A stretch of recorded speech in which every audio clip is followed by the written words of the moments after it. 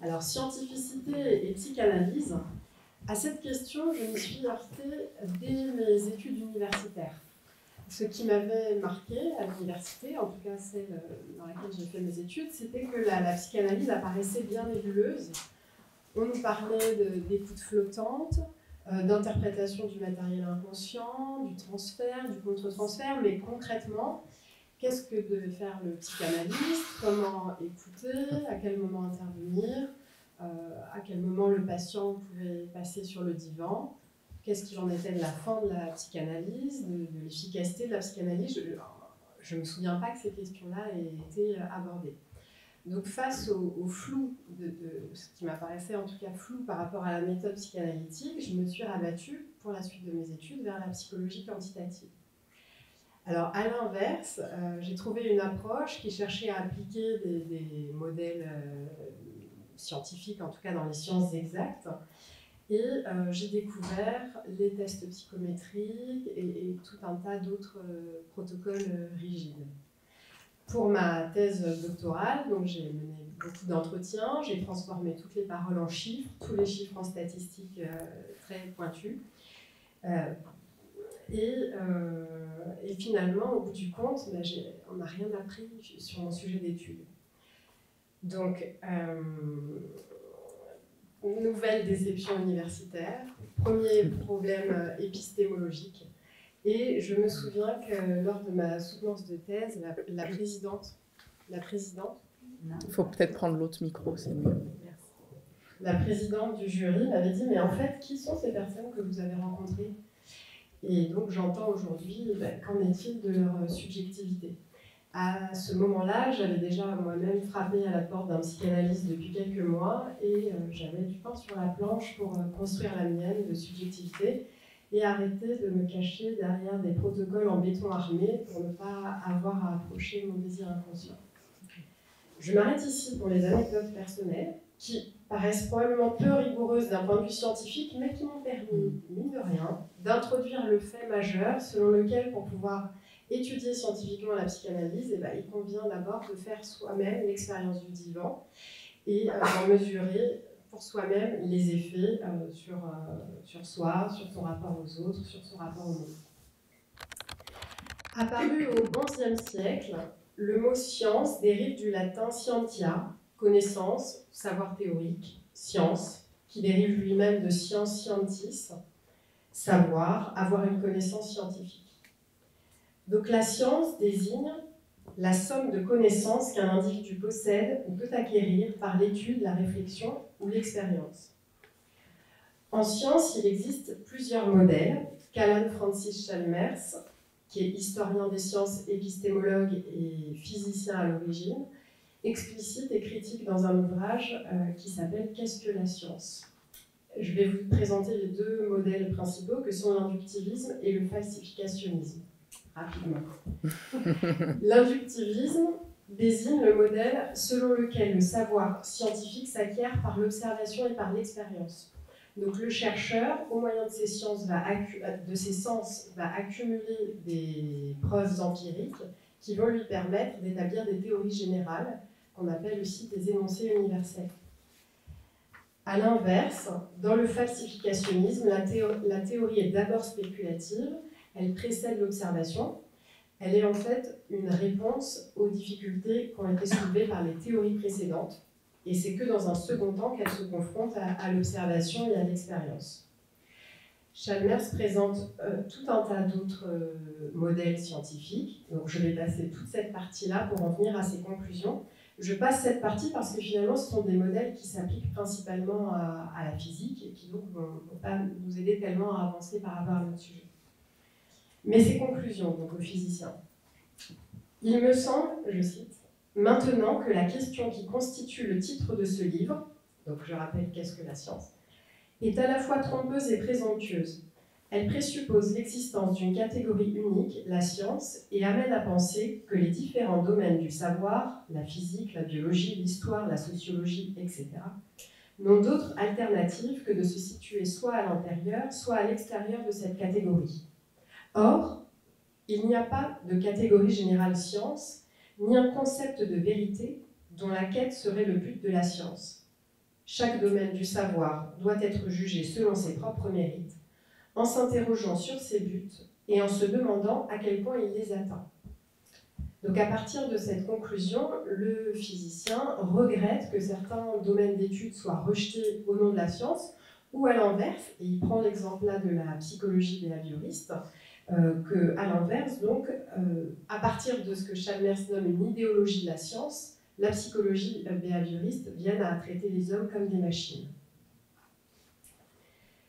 Alors, qu'en est-il de la scientificité de la psychanalyse d'après Sigmund Freud et Jacques Lacan? Donc Sigmund Freud, qui était neurologue à l'origine, disposait d'une formation scientifique qu'on repère en lisant ses œuvres par la façon qu'il a de cette rigueur scientifique, de se référer à la littérature antérieure, à mener ses démonstrations, à remettre en question ses propres concepts au regard de ses observations cliniques. Et lorsqu'on parcourt son œuvre, on arrive à une définition de la science qui est beaucoup moins rigide que les précédentes, aussi beaucoup plus créative. La science, ce serait plutôt un travail de construction qui ne va pas sans son lot de tâtonnements, d'incertitudes, et qui finalement s'affine progressivement au moyen de l'expérience. Freud qualifiait la psychanalyse comme méthode de recherche sur les névroses, ayant le statut de nouvelle production de la science. Freud considère la psychanalyse comme étant scientifique, et il dit parce qu'elle n'est pas enfant de la spéculation, mais le résultat de l'expérience. Il propose la science, finalement, la psychanalyse, comme une réponse scientifique à l'énigme qu'est le psychisme humain. Je cite Freud. « L'esprit et l'âme sont des objets de la recherche scientifique, exactement de la même manière que n'importe quelle chose étrangère à l'homme. La psychanalyse a un droit particulier à être ici le porte-parole de la vision du monde scientifique, parce qu'on ne peut pas lui faire reproche d'avoir négligé l'animique dans l'image du monde. Sa contribution à la science consiste justement dans l'extension de la recherche au domaine animique. » Donc Freud s'en posera sans relâche aux critiques concernant la relativité de la connaissance en psychanalyse, et il encouragera le scientifique, donc aussi le psychanalyste, à défendre ses positions, à s'appuyer sur son expérience, sur son regard critique, sur les critiques de ses adversaires, et également à restreindre autant que cela est possible, je cite, l'arbitraire personnel dans les choses scientifiques. Au sujet de Jacques Lacan, nous trouvons de nombreuses références dans son séminaire aux sciences exactes, notamment aux mathématiques, avec ses équations, ses formules, les nœuds, les schémas, aussi à la physique et à la géologie. Concernant la psychanalyse, au début de son séminaire, il l'envisage comme science du particulier. Je cite, « La réalisation d'une analyse est toujours un cas singulier, même si ces cas singuliers prêtent tout de même à quelques généralités depuis qu'il y a plus d'un analyste. » Vous avez déjà entendu cette citation en ouverture. Et finalement là, donc, de la clinique, il apparaît possible, à la façon de l'inductivisme, d'élaborer des théories générales à propos de l'appareil psychique. Mais au contraire de l'inductivisme, là, le point de départ de l'étude de l'objet de la psychanalyse, ce ne serait pas l'expérience immédiate, au sens de ce qui appartient à la conscience actuelle, mais plutôt le transfert. Et cette étude ne pourrait se passer de la reconnaissance des registres lacaniens que sont le réel, le symbolique et l'imaginaire. Au sujet de l'objet de la science, Lacan nous apprend. Ce qui spécifie une science, c'est d'avoir un objet. On peut le soutenir qu'une science est spécifiée par un objet défini, au moins par un certain niveau d'opération reproductible qu'on appelle expérience. Mais nous devons être très prudents parce que cet objet change, et singulièrement au cours de l'évolution d'une science. Donc au fil du séminaire de Jacques Lacan, on peut lire que l'objet de la psychanalyse est objet de la castration, ou encore que la psychanalyse est science de l'inconscient, ou encore qu'elle est science du savoir de l'objet petit a. Mais à la fin de son séminaire, il indique que parce qu'elle est irréfutable, donc argument qui a été défendu par Karl Popper, épistémologue, Lacan il conclut en disant « La psychanalyse, je l'ai dit, je l'ai répété tout récemment, n'est pas une science. Elle n'a pas son statut de science et elle ne peut que l'attendre, l'espérer. Elle est une pratique qui durera ce qu'elle durera. Bon, donc le débat semble relancé. Pour aller plus avant, je propose maintenant que nous nous penchions sur ce que disent les psychanalystes contemporains de la scientificité de la science. De la psychanalyse, merci. En 2003, dans son ouvrage intitulé « La science, un modèle à… » Voilà, je fais l'amalgame entre science et psychanalyse, définitivement. La psychanalyse, un nouveau modèle pour la science. Jean Guillaumin, psychanalyste français, indique que la psychanalyse interroge les fondements épistémologiques des modèles traditionnels sur lesquels nos démarches scientifiques antérieures se sont fondées. Alors, si Guillaumin propose de s'appuyer sur un matériel clinique pour nous montrer ce qu'il en est de la démarche de recherche en psychanalyse, j'ai observé dans toute cette partie de son ouvrage la présence du moi du clinicien. Il cherche à comprendre, il cherche à donner du sens, il cherche à mettre en ordre, il dit qu'il imagine, il interprète ce qu'il observe. Cette manière de procéder n'est pas sans nous rappeler l'arbitraire personnel dans les choses scientifiques pour lequel Freud nous mettait déjà en garde. Si j'ai bien compris ce que Guillaumin développe, si j'ai bien compris parce que c'est assez complexe, mais il semblerait tout de même, par son importance, l'importance qu'il accorde au contre-transfert, que le psychanalyste soit au cœur de l'expérience psychanalytique. Et cette place qu'il accorde au psychanalyste semble une première impasse épistémologique, parce qu'en tirant la cure vers la relation imaginaire, cette impasse empêche la psychanalyse d'accéder à un statut scientifique. Par ailleurs, Guillaumin considère l'originalité de la psychanalyse par le fait qu'elle soit une science inachevable, je cite, parce que sa visée est de préserver au mieux l'épaisseur, ou plutôt la densité et la profondeur de l'objet même de la connaissance, en premier lieu du sujet psychiquement vivant. Si je peux le rejoindre sur un point, celui d'une science inachevable, en revanche, l'objet sujet psychiquement vivant me semble ne pas rendre compte de l'opération psychanalytique. Fernando de Amorim, dans une brève préparatoire au colloque, propose une hiérarchisation qu'on a déjà vu aussi défiler des positions de l'être, dans laquelle être vivant et sujet apparaissent finalement à l'opposé. Être vivant est bien antérieur à la position de sujet, qui sujet faisant référence donc à la sortie de psychanalyse. Donc considérer que l'objet de la psychanalyse, c'est le sujet psychiquement vivant, semble conduire à une deuxième impasse épistémologique. En 2017, dans un livre intitulé « Le puits de vérité, la psychanalyse et la science », Mustapha Safwan étudie les liens, les ponts qu'il est possible d'établir entre science et psychanalyse.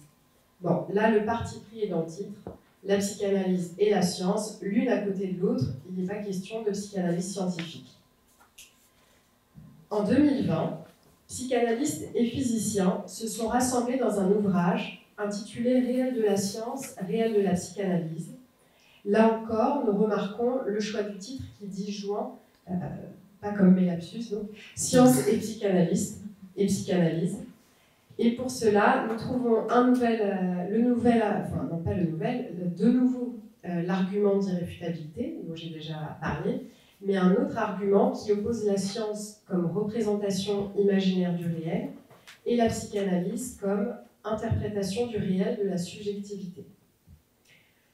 Jean-Marc Lévy-Leblond, physicien, donc dans cet ouvrage, considère que la thèse d'une unicité et d'une homogénéité épistémologique de la science est difficilement défendable.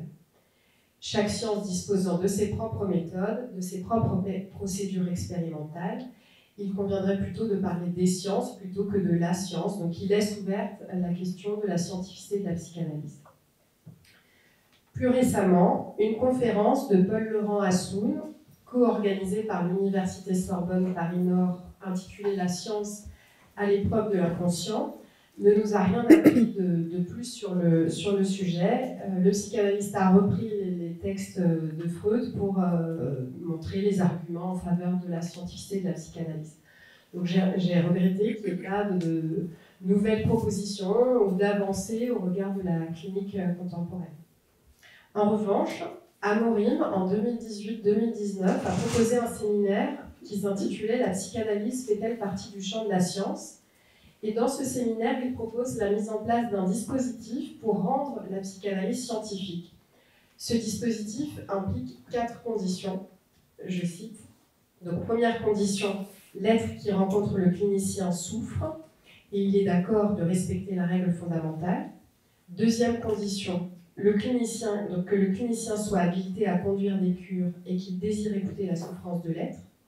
Troisième condition, que cette rencontre soit régulière, au moins 3 séances par semaine. Et quatrième condition, que cela se déroule dans un lieu propice à l'exercice clinique. Par ce dispositif, l'étude du désir, qu'Amorim envisage désir comme objet scientifique de la psychanalyse et qui concerne le psychanalysant, donc l'étude du désir par ce dispositif pourra se mettre en œuvre scientifiquement. Ce séminaire, au contraire des lectures précédentes, s'accompagne de propositions concrètes, fruits des recherches menées par Amorim, concernant la conduite de la cure, la sortie de la psychanalyse. Il y est question également de l'efficacité de la psychanalyse, parce que s'il est souvent reproché à la psychanalyse de ne pas avoir de preuves tangibles de ses effets, néanmoins ces preuves sont apportées par les psychanalysants dans les consultations des psychanalystes.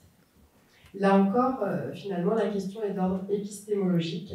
Vous avez entendu parler aussi en ouverture de méthodes horizontales et verticales. Donc la méthode horizontale est celle qui compare un être à un autre être ou à un groupe d'êtres. C'est celle qui est utilisée dans les sciences exactes, mais elle ne peut tout simplement pas s'appliquer à la psychanalyse parce que la psychanalyse étant clinique du sujet, c'est la méthode verticale qui pourra s'appliquer, c'est-à-dire celle qui compare un être à lui-même, à l'entrée, à différents moments de sa cure, puis à la sortie. Et je finirai sur la minute qui me reste, sur une autre proposition d'Amorim qui indique que il indique faire science en psychanalyse vise à démontrer le plus possible la présence du moi dans la séance en particulier et dans la cure en général.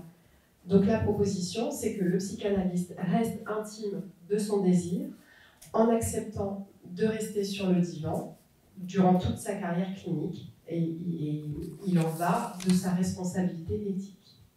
Je vous remercie de votre attention.